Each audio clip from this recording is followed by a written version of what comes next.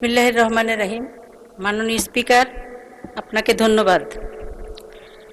আমি আমার তারকা চিহ্নিত প্রশ্ন 1, মাননীয় প্রধানমন্ত্রী অনুগ্রহ করিয়া বলিবেন কি সরকারের নির্বাচনী ইস্তেহারে ঘোষিত বিভিন্ন কার্যক্রমসমূহের কি অগ্রগতি সাধিত হইয়াছে? আমি মহান সংসদে উত্থাপন করলাম। ধন্যবাদ মাননীয় সদস্য। মাননীয় প্রধানমন্ত্রী, প্রশ্নটি উত্তর অনেক দীর্ঘ, এটিকে পঠিত বলে গণ্য করতে পারি। আপনি কি পড়তে চান না এটা পঠিত বলে গণ্য হোক? বিসমিল্লাহির রহমানির রহিম। মাননীয় স্পিকার, আসসালামু আলাইকুম। প্রথমে আমি আল্লাহ রাব্বুল আলামিনের শুকরিয়া আদায় করছি আজকের এই পবিত্র সংসদে দাঁড়িয়ে বাংলাদেশের মানুষের ভোটে নির্বাচিত বাংলাদেশ জাতীয়তাবাদী দল কি পরিকল্পনা গ্রহণ করেছে দেশের মানুষের স্বার্থে, দেশের মানুষের জন্য, সেগুলো বলার সুযোগ করে দেওয়ার জন্য। একই সাথে আমি আন্তরিকভাবে ধন্যবাদ জানাতে চাই ঢাকা 17 আসনের যে সকল ভোটারবৃন্দ আমাকে নির্বাচিত করে এই আসনে প্রতিনিধিত্ব করার জন্য জাতীয় সংসদে পাঠিয়েছেন। একই সাথে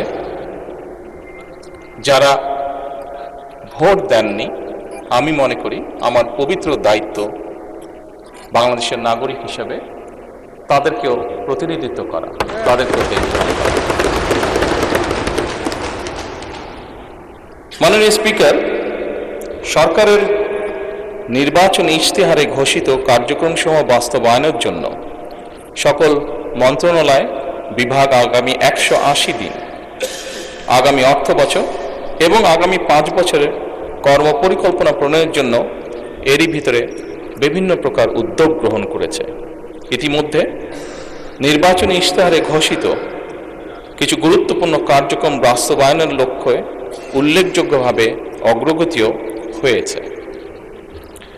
প্রান্তিক ও নিম্ন আয়ের পরিবারগুলোকে, যেখানে বাংলাদেশের অধিকাংশ পরিবারই প্রান্তিক বা নিম্ন আয়ের পরিবারের সদস্য, এই পরিবারগুলোকে প্রাথমিক পর্যায়ে 13টি জেলায় প্রায় 37,814টি নারী প্রধান পরিবারকে ফ্যামিলি কার্ড প্রদান কার্যক্রম শুরু হয়েছে।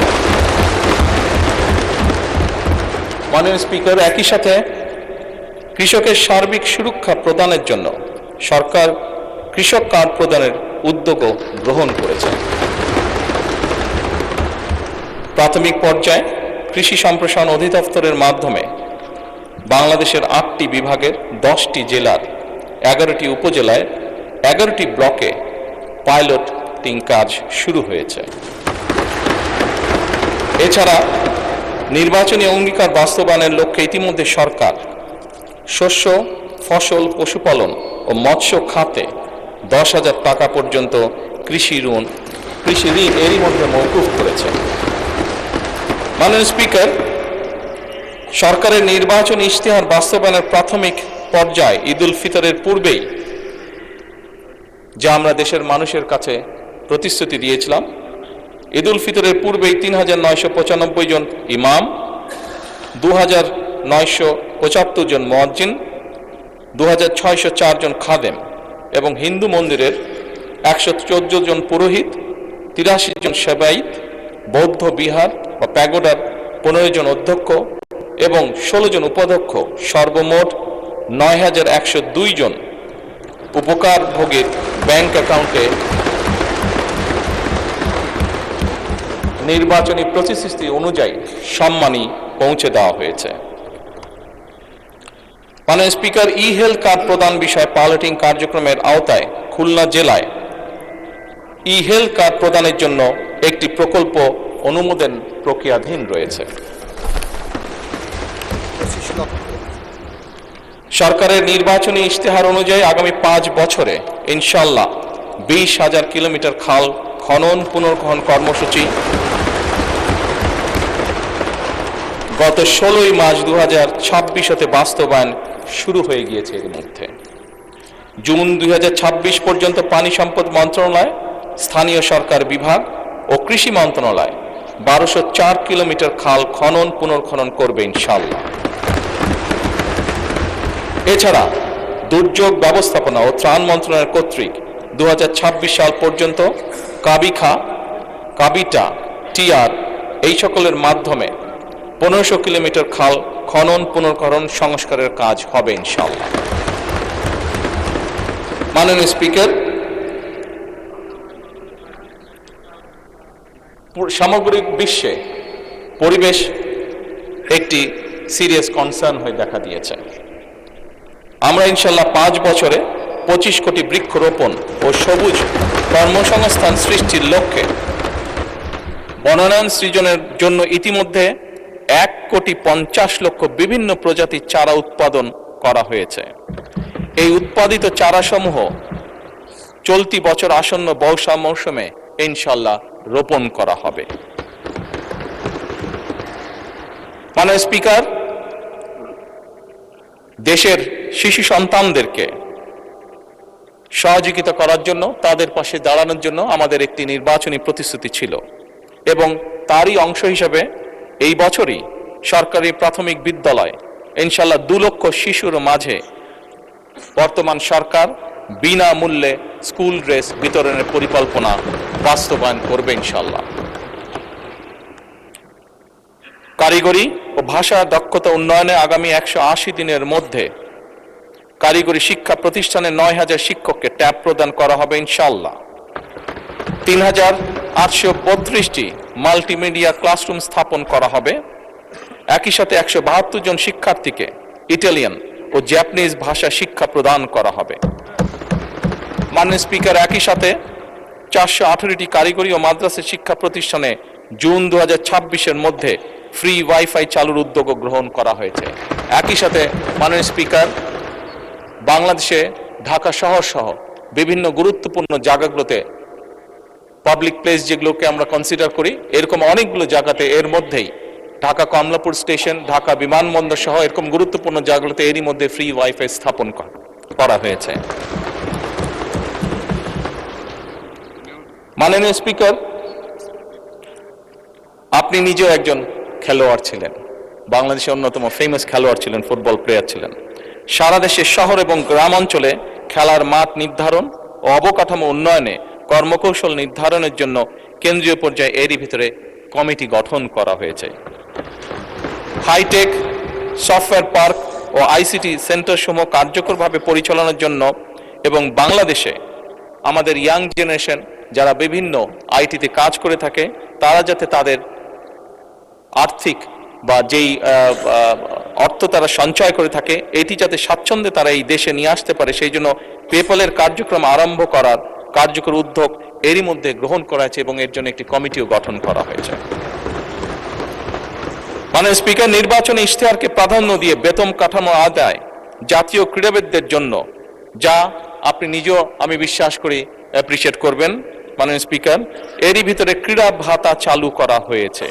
প্রাথমিক পর্যায়ে 500 জন ক্রীড়াবিদকে এই ভাতার আওতায় আনার পরিকল্পনা নেওয়া হয়েছে, যার মধ্যে মাননীয় স্পিকার এরই ভিতরে 129 জন আন্তর্জাতিক বিষয়ে সাফল্য অর্জনকারী ক্রীড়াবিদকে এরই ভিতরে ভাতা প্রদান করা হয়েছে। মাননীয় স্পিকার, ল্যাঙ্গুয়েজ স্টুডেন্ট ভিসায় বর্তমান জামানতবিহীন যে ঋণ ছিল তার সীমা যাতে আমাদের ছাত্ররা, আমাদের ইয়াং জেনারেশনের সদস্যরা যাতে সহজেই বিদেশে যেতে পারে এই কর্মসূচির আওতায়, তার জন্য তাদের ঋণ সীমা 3 লক্ষ থেকে 10 লক্ষ টাকায় উন্নীত করা হয়েছে।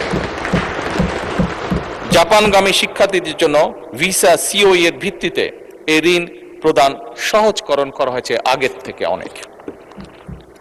মাননীয় স্পিকার, আপনাকে আন্তরিক ধন্যবাদ। ধন্যবাদ মাননীয় প্রধানমন্ত্রী। মাননীয় সদস্য তাহসিনা রুশদীর, আপনি একটি সম্পূরক প্রশ্ন করতে পারেন। ধন্যবাদ মাননীয় স্পিকার। মাননীয় প্রধানমন্ত্রী, আপনি প্রথম বলেছেন স্বপ্ন নয় পরিকল্পনা, কথা নয়, কাজ। আপনি আপনার নির্বাচনী ইস্তেহার বাস্তবায়নের কাজ শুরু করে সেটা প্রমাণ করেছেন, যা দেশের সকল মহলে প্রশংসিত হয়েছে। মাননীয় প্রধানমন্ত্রী, পহেলা বৈশাখ বাংলা নববর্ষে কৃষকদের জন্য যে কৃষিকার্ড বিতরণের পরিকল্পনা হাতে নিয়েছেন, সেটা সারা বাংলাদেশের সকল উপজেলায় কৃষকদের হাতে কবে নাগাদ পৌঁছতে পারে, আপনার কাছে সবিনয়ে জানতে চাই। আপনাকে অগ্রিম নববর্ষের শুভেচ্ছা জানাচ্ছি। ধন্যবাদ মাননীয় স্পিকার। মাননীয় প্রধানমন্ত্রী। মাননীয় সংসদ সদস্য, আপনাকে ধন্যবাদ আপনার প্রশ্নের জন্য। আমরা যে কৃষক কার্ডটি ইনশাল্লাহ আগামী 14 তারিখে পয়লা বৈশাখের দিন চালু করতে যাচ্ছি,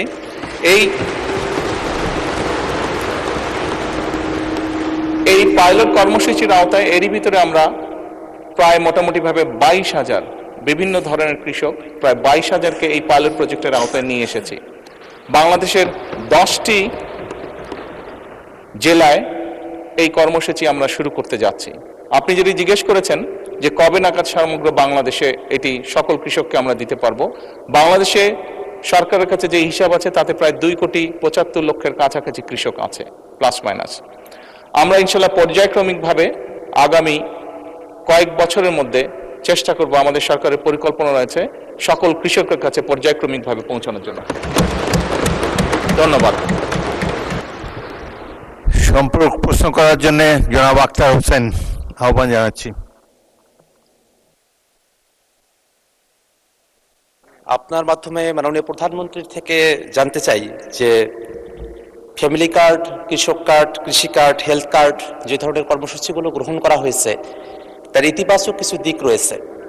জানার বিষয় হলো যে ঠিক কতজন ব্যক্তিকে বা পরিবারকে এই কার্ডগুলোর আওতায় নিয়ে আসা হবে, তাতে কতটুকু বাজেট বরাদ্দ করা হবে, এবং সেই বাজেট বরাদ্দ সমন্বয় করতে গিয়ে মূল্যস্ফীতি, মুদ্রাস্ফীতির মতো পরিবেশ পরিস্থিতি তৈরি হওয়ার মতো পরিস্থিতি তৈরি হয়, সেটার ব্যাপারে সরকারের পরিকল্পনা কি? আপনার মাধ্যমে মাননীয় প্রধানমন্ত্রীর কাছে সে ব্যাপারে জানতে চাই। মাননীয় প্রধানমন্ত্রী। ধন্যবাদ মাননীয় সংসদ সদস্য। আপনি যে প্রশ্নটি করেছেন যে কতজন মানুষের কাছে আমরা পৌঁছে দেব, তাই তো, এবং মূল্যস্ফীতি হবে কিনা, বাজেট কত, স্বাভাবিকভাবে বাজেট কত এটি আমরা আপনাদেরকে এখনই বলছি না। অর্থাৎ আমরা পর্যায়ক্রমিকভাবে জিনিসগুলোকে সামনে এগিয়ে নিয়ে যাব। আমাদের এক একটি কৃষক কার্ড এবং এক একটি ফ্যামিলি কার্ডে আমরা রেখেছি কৃষক কার্ড যারা পাবেন সেই সকল কৃষক 2,500 টাকা পাবেন বছরে, এবং ফ্যামিলি কার্ডে যারা পাবেন তারা সে সকল নারী প্রতি মাসে 2,500 টাকা পাবেন। আমরা যেহেতু প্রতি মাসে এটিকে এক্সটেন্ড করতে থাকবো, অর্থাৎ অধিক সংখ্যক নারী কৃষক কার্ড পাবেন, অধিক সংখ্যক কৃষক কার্ড পাবেন। একবারে সবাইকে দিচ্ছে না, পৃথিবীর কোনো দেশের পক্ষে একবারে সেটি সম্ভব না করা। সেই জন্য প্রতি বছরই আমরা বাজেটের স্যাংশন বাড়াবো, প্রতি বছরই বাজেটে আমরা টাকা অ্যালোকেট করব, এভাবে পর্যায়ক্রমিকভাবে ধীরে ধীরে আমরা এগোবো। এবং অবশ্যই বাজেটের প্রাধান্য পাবে। এবং আপনি যেটা বলেছেন মূল্যস্ফীতি হবে কিনা, আমরা তো টাকা ছাপিয়ে দিচ্ছি না, আমরা যেহেতু টাকা ছাপিয়ে দিচ্ছি না কাজে মূল্যস্ফীতি হবে না, বরং আমরা মনে করি এই টাকাগুলো যখন মার্কেটে যাবে, যারা কৃষক কার্ড পাচ্ছেন সেই সকল কৃষক, যারা প্রান্তিক পর্যায়ে নারীরা যারা পাচ্ছেন টাকা, নিশ্চয়ই তারা সিঙ্গাপুর বা বিভিন্ন দেশে টাকা পাচার করবে না, সেই টাকা লোকাল অর্থনীতি দিয়ে তারা খরচ করবেন। এবং একজন নারী স্বাভাবিকভাবে সেটি তার সন্তানের লেখাপড়ার পিছে খরচ করবেন, অথবা সেটি তার সন্তান বা পরিবারকে একটু ভালো খাবারের ব্যবস্থা করবেন, অথবা তিনি লোকালি কোনো ছোট ব্যবসা প্রতিষ্ঠান গড়ে তুলবেন। ফলে যেটা হচ্ছে, যেই টাকাটা সরকারের কাছ থেকে তার কাছে যাচ্ছে সেই টাকাটা লোকাল ইকোনমিকে শক্তিশালী করছে, লোকাল ইকোনমিতে সেটি রোটেট করছে। যেমন একজন নারী যখন সেই টাকাটি পাবেন, উনি যদি একটি মুদির দোকানে গিয়ে সদাই করেন, এরকম উনার আশেপাশে যারা সেটি পাবেন, আরো যে সকল পরিবার, আরো যে সকল নারী পাবেন, তারা সকলে যখন ওই মুদির দোকানে যাবেন, স্বাভাবিক সেই মুদির দোকানের সেল বাড়বে। সেই মুদির দোকানে যখন একজন কর্মচারী যদি এখন থেকে থাকে, 1 মাস পরে বা 2 মাস বা 3 মাস পরে সেই মুদির দোকান মালিক দেখবে যে আমার একজন কর্মচারী দিয়ে হচ্ছে না, তখন সে আরেকজন কর্মচারী নিয়োগ করবে। ফলে কি দাঁড়াচ্ছে, কর্মসংস্থান হচ্ছে এবং সেই কর্মচারী 2 জন বেতন পাবে, তারাও গিয়ে গামছা কিনবে, লুঙ্গি কিনবে, অথবা তার সন্তানের জন্য চিপস কিনবে, অথবা একটা ছোট্ট ফ্রক কিনবে তার মেয়ের জন্য। ফলে লোকাল ইকোনমি আস্তে আস্তে স্ট্রেনদেন হবে, লোকাল ইকোনমি আস্তে আস্তে বড় হবে। কাজেই মূল্যস্ফীতি হবে বলে আমরা মনে করি না, আমাদের কোনো রিসার্চে মূল্যস্ফীতি বলে না, বরং অর্থনীতি আরো সচল হবে, অর্থনীতি আরো স্ট্রেনদেন হবে এবং লোকাল যে সকল লোকাল যে সকল ইন্ডাস্ট্রি আছে, বাংলাদেশের শতকরা 70 থেকে 80% মানুষ যে সকল প্রোডাক্ট কনজিউম করে সেগুলো লোকাল ইন্ডাস্ট্রি প্রোডাক্ট কনজিউম করে। কাজে লোকাল ইন্ডাস্ট্রিগুলোকে স্ট্রেনদেন করার এটি আরেকটি উপায় এবং তার ফলে যেটি হবে, সামগ্রিকভাবে ডিপ্রাইভ যে সকল মানুষ আছে, আমি বলছি না যে আগামী 6 মাসের মধ্যে এটি হবে, তবে ইনশাল্লাহ 3 থেকে 5 বছরের মধ্যে আপনি যে পরিবর্তনটি দেখবেন, যারা প্রান্তিক গোষ্ঠীর মানুষ তাদের জীবনযাত্রার মান ইনশাল্লাহ অনেক উন্নত হবে। ধন্যবাদ মাননীয় স্পিকার। ধন্যবাদ মাননীয় প্রধানমন্ত্রী। তারকা চিহ্নিত প্রশ্ন 2, জনাব ABM মোশাররফ হোসেন, পটুয়াখালী 4, আপনার প্রশ্নটি দয়া করে উত্থাপন করুন। ধন্যবাদ মাননীয় স্পিকার। কৃতজ্ঞতা মাননীয় প্রধানমন্ত্রী। আমি তারকা চিহ্নিত প্রশ্ন 2 উত্থাপন করছি। মাননীয় প্রধানমন্ত্রী, অনুগ্রহ করিয়া বলিবেন কি সরকার কর্তৃক প্রবর্তিত ফ্যামিলি কার্ড কর্মসূচির মাধ্যমে নারীর ক্ষমতায়নের সুযোগ কতটুকু রহিয়াছে এবং কতদিনের মধ্যে এই ফ্যামিলি কার্ড সারা দেশে সম্প্রসারণ করা হবে? ধন্যবাদ মাননীয় স্পিকার। মাননীয় প্রধানমন্ত্রী। মাননীয় স্পিকার এবং মাননীয় সংসদ সদস্য, আপনাদের উভয়কে ধন্যবাদ। গণপ্রজাতন্ত্রী বাংলাদেশের সংবিধানের 15 ঘ অনুচ্ছেদ অনুযায়ী নাগরিকদের সামাজিক নিরাপত্তা অধিকার নিশ্চিত করা রাষ্ট্রের অন্যতম মৌলিক দায়িত্ব। ফ্যামিলি কার্ড কার্যক্রম এই সাংবিধানিক দায়বদ্ধতাকে আধুনিক ডিজিটাল কাঠামোর মাধ্যমে একটি বৈষম্যহীন ও মানবিক কল্যাণ রাষ্ট্রে রূপান্তরের প্রধান হাতিয়ার বলে আমরা দৃঢ়ভাবে বিশ্বাস করি। মাননীয় স্পিকার, এই কর্মসূচির মূল দর্শনই হচ্ছে ব্যক্তি নয়, বরং পরিবারের উন্নয়নের মূল একক। বর্তমানে দেশে প্রচলিত 95টিরও বেশি সামাজিক নিরাপত্তা কর্মসূচির মাধ্যমে সমাজের পিছিয়ে পড়া জনগোষ্ঠীকে সহায়তা প্রদান করা হয়। দীর্ঘদিন যাবৎ এই সহায়তা প্রদান করা হলেও দারিদ্র্যের হার কাঙ্ক্ষিত রূপে হ্রাস পায়নি, বরং আমরা দেখেছি বিগত 18 মাসে দারিদ্র্যের সংখ্যা বরং বেড়েছে, বিভিন্ন স্ট্যাটিস্টিক্সে যা এসছে। এবং জনগোষ্ঠীর পুষ্টি ও স্বাস্থ্যের কাঙ্ক্ষিত উন্নয়ন আমরা ঘটতে দেখছি না। দেখা গেছে কোনো পরিবারে মাকে এ জাতীয় সহায়তা প্রদান করা হলে সহায়তাটি পরিবারের শিশু সহ অন্যান্য সদস্যদের খাদ্য, পুষ্টি, জরুরি চিকিৎসা ও শিক্ষায় ব্যবহার করা হয় এবং অর্থের অপচয় বা অপ্রয়োজনীয় খাতে ব্যয়ের সুযোগ হ্রাস পায়। এ কারণেই ফ্যামিলি কার্ড পরিবারের প্রধান নারী সদস্যকে প্রদান করার সিদ্ধান্ত গ্রহণ করা হয়েছে। একদিকে যেমন সহায়তাটি সরাসরি পরিবারের সদস্যদের খাদ্য, পুষ্টি, জরুরি চিকিৎসা ও শিক্ষায় ব্যয় হবে, অন্যদিকে ফ্যামিলি কার্ডটি পরিবারের নারী প্রধানের নামে হওয়ায় পরিবারের সম্পদের উপরে তার নিয়ন্ত্রণ বৃদ্ধির মাধ্যমে পরিবারের সিদ্ধান্ত প্রদান ও মর্যাদা বৃদ্ধি তথা পরিবার ও সমাজের নারীর এম্পাওয়ারমেন্ট বা ক্ষমতায়ন নিশ্চিত করবে।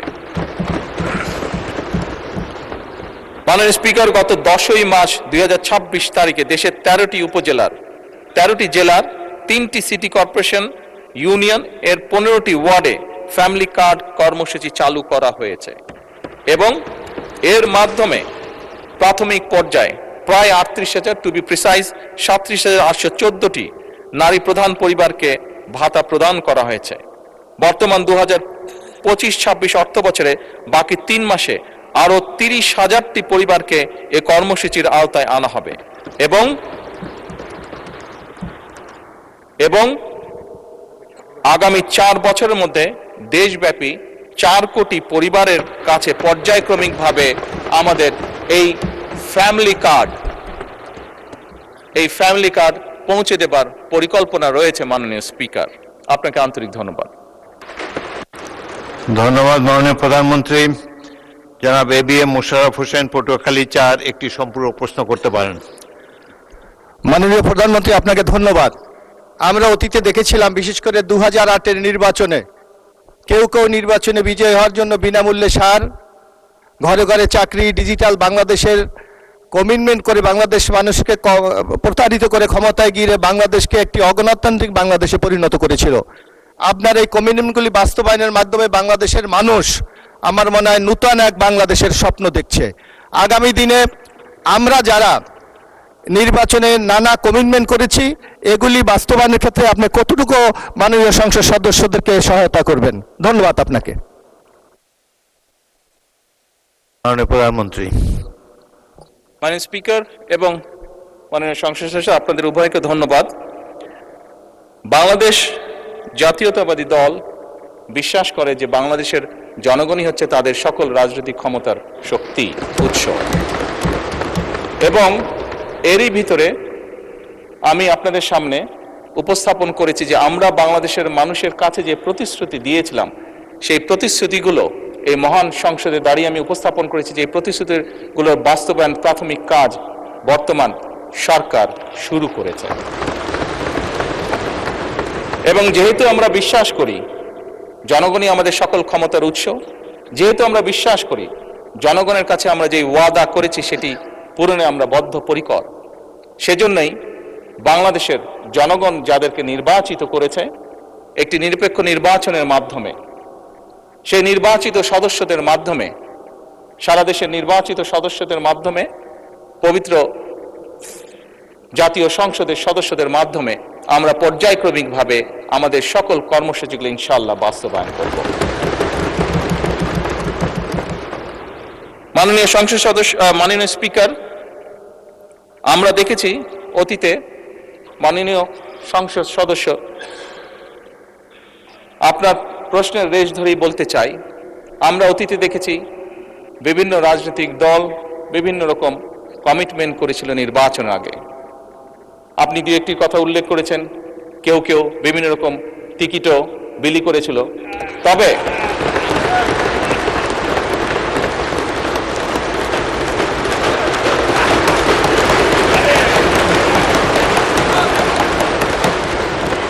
মাননীয় স্পিকার,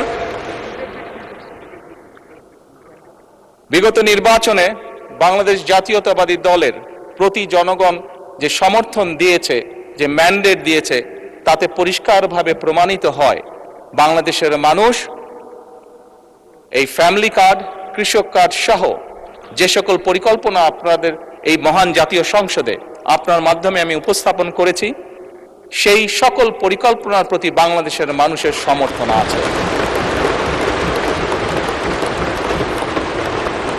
এবং একই সাথে প্রমাণিত হয় বিগত নির্বাচনে ম্যান্ডেটের মাধ্যমে জনগণের বিএনপির প্রতি যে ম্যান্ডেট দিয়েছে তার মাধ্যমে প্রমাণিত হয় বাংলাদেশের মানুষ বাংলাদেশ জাতীয়তাবাদী দলের উপর আস্থা রেখেছে, তাদেরকে বাংলাদেশের মানুষ বিশ্বাস করে।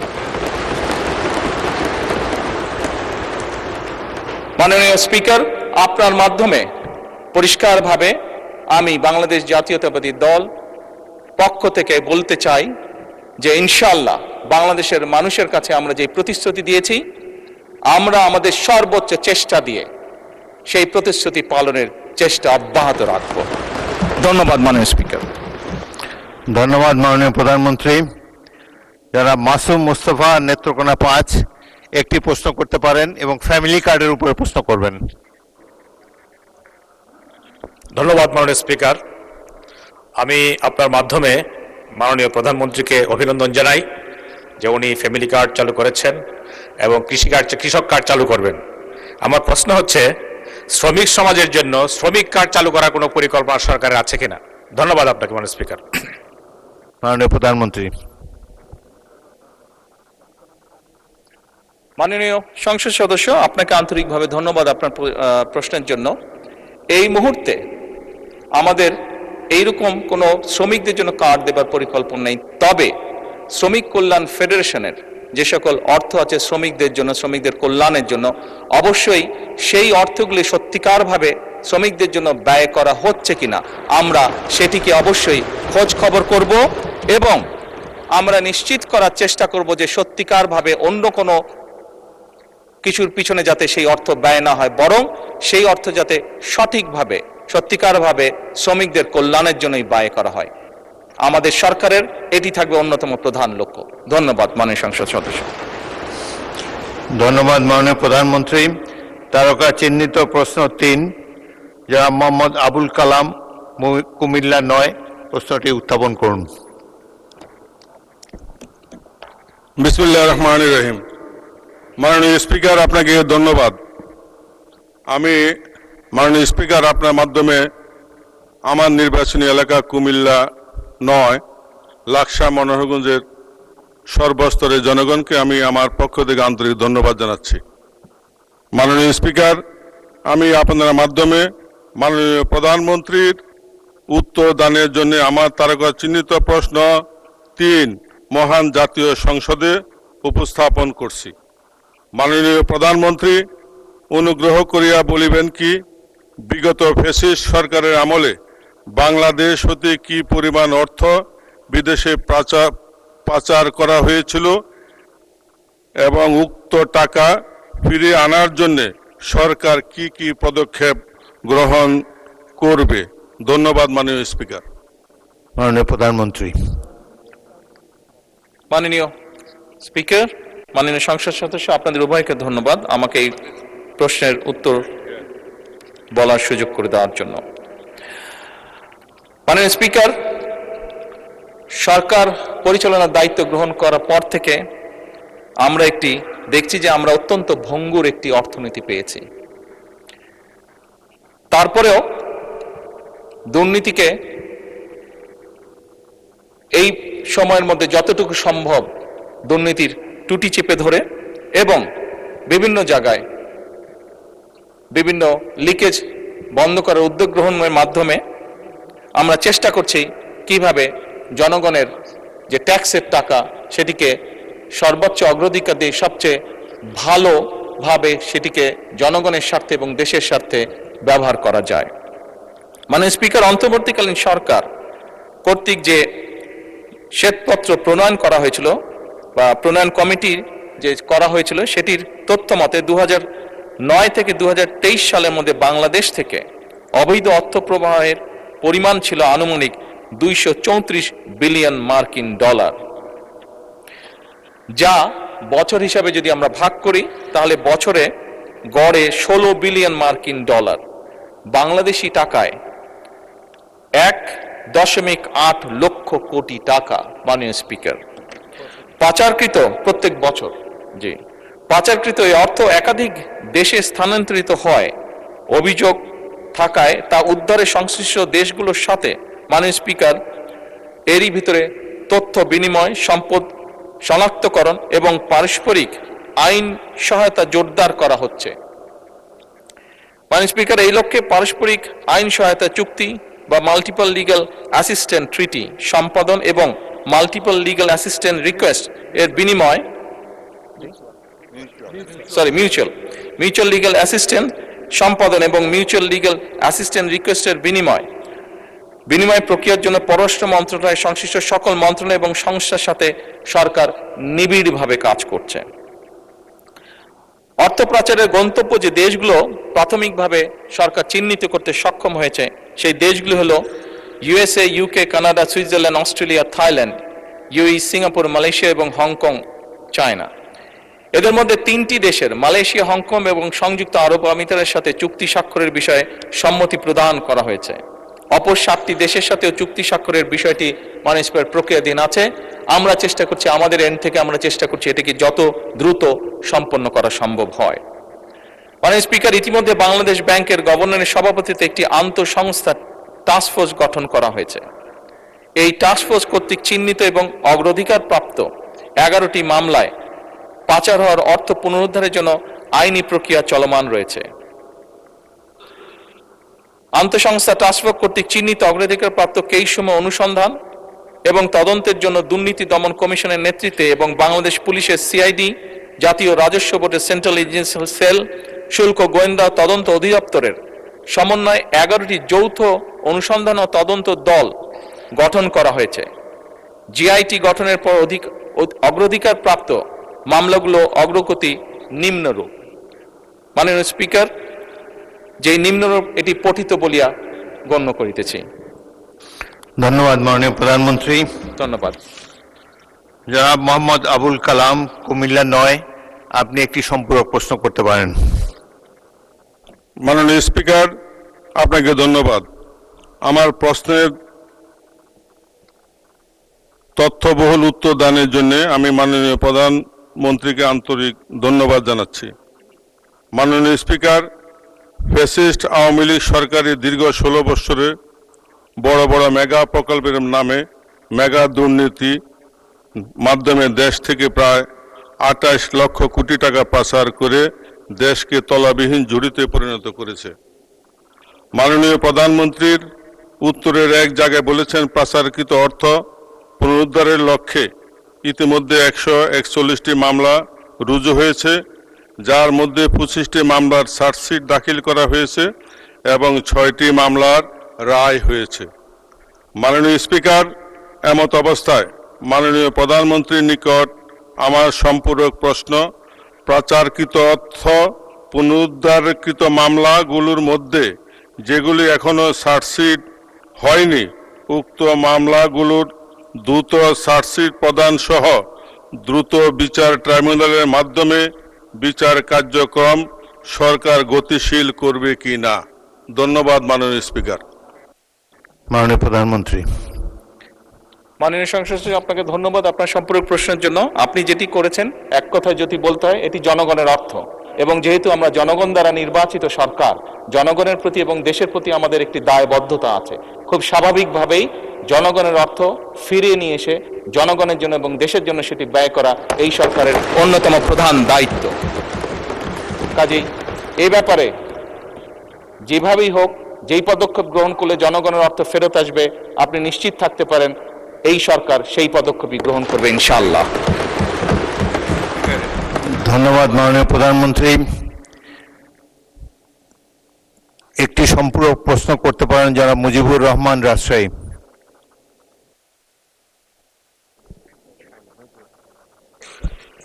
ধন্যবাদ মাননীয় স্পিকার। এই সংসদে প্রথম বক্তব্য দিতে পারার জন্য আল্লাহ তাআলার শুকরিয়া আদায় করছি, আলহামদুলিল্লাহ। এবং সেটা বাংলাদেশের মাননীয় প্রধানমন্ত্রীর প্রশ্নের সম্পূরক প্রশ্ন হিসাবে। খুবই গুরুত্বপূর্ণ একটি প্রশ্ন। গোটা জাতি যে এই প্রশ্নের সাথে স্পর্শকাতরভাবে অপেক্ষা করছে যে এটা এই দেশের টাকা কিভাবে ফেরত আনা যায়। খুব গুরুত্বপূর্ণ এই প্রশ্নের জবাব মাননীয় প্রধানমন্ত্রী দিয়েছেন।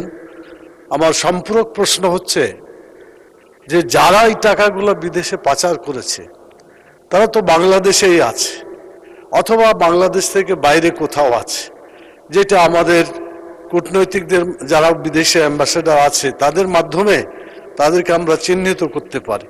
আমার প্রশ্ন মাননীয় প্রধানমন্ত্রীর কাছে, ওনার কার্যালয়ে যারা যারা টাকা পাচার করেছে তার কোনো তালিকা ইতিমধ্যে তিনি প্রস্তুত করতে পেরেছেন কিনা? যদি না পেরে থাকেন, কতদিনের মধ্যে এই পাচারকৃত ব্যক্তি প্রতিষ্ঠানগুলোকে তালিকাভুক্ত করা যাবে এবং যারা বাংলাদেশে অবস্থানরত আছে তাদেরকে ধরে অ্যারেস্ট করে দ্রুত দেশ এবং জাতির আকাঙ্ক্ষা পূরণের জন্য এই জনগণের টাকাকে উদ্ধার করা যাবে? এই উদ্যোগ তিনি কতদিন নাগাদ নিতে পারেন আমি মাননীয় প্রধানমন্ত্রীর কাছে জানতে চাই। শুকরিয়া, থ্যাংক ইউ। মাননীয় প্রধানমন্ত্রী। মাননীয় স্পিকার এবং মাননীয় সংসদ সদস্য, আপনাকে ধন্যবাদ এই প্রশ্নটি করার জন্য। প্রথমত, এই অন্যায়ের সাথে যারা জড়িত তাদের লিস্ট করার দায়িত্ব প্রধানমন্ত্রীর কার্যালয়ের নয়। এটি লিস্ট করার দায়িত্ব সরকারের সংশ্লিষ্ট বিভাগ আছে, তারা এটি লিস্ট করছে। দ্বিতীয় বিষয়টি হচ্ছে মাননীয় সংসদ সদস্য, মাননীয় স্পিকার, এটি বর্তমান সরকার একটি নির্বাচিত সরকার। আমরা অতীতে দেখেছি সরকারের বিভিন্ন ব্যক্তিবর্গ তাদের বিভিন্ন রকম ইচ্ছা আগ্রহের কারণে দেশের আইন কানুন নীতি নৈতিকতার তোয়াক্কা না করে যাকে যেরকম হয়েছে উঠিয়ে নিয়ে গেছে, যার কাছ থেকে যেরকম মনে হয়েছে জোর করে কিছু লিখিয়ে নিয়ে গেছে। বর্তমান সরকার আইনের প্রতি শ্রদ্ধাশীল। বর্তমান সরকার দেশের প্রচলিত আইন মেনে কাজ করতে চায় এবং আইনের ভিত্তিতেই বিচার করতে চায়, যাতে করে কোনো মানুষ ন্যায্য আইন থেকে বঞ্চিত হতে না পারে। এবং সে কারণেই মাননীয় স্পিকার, আইনগতভাবেই আমরা সকল প্রক্রিয়া গ্রহণ করব, আইনগতভাবেই আইন তার নিজস্ব গতিতে এগিয়ে যাবে এবং দেশের প্রচলিত আইন অনুযায়ী নির্ধারিত হবে যা তাদের শাস্তি, যারা এই দেশের অর্থ, এই দেশের জনগণের অর্থ তছরুফ করেছে বা এই দেশের জনগণের অর্থ যারা পাচার করেছে। ধন্যবাদ মাননীয় স্পিকার। ধন্যবাদ মাননীয় প্রধানমন্ত্রী। প্রধানমন্ত্রীর প্রশ্ন উত্তরের জন্য নির্ধারিত 30 মিনিট সময় শেষ হয়েছে। এখন আমি মন্ত্রীদের উত্তর দানের জন্য তারকা চিহ্নিত প্রশ্ন আহ্বান করব।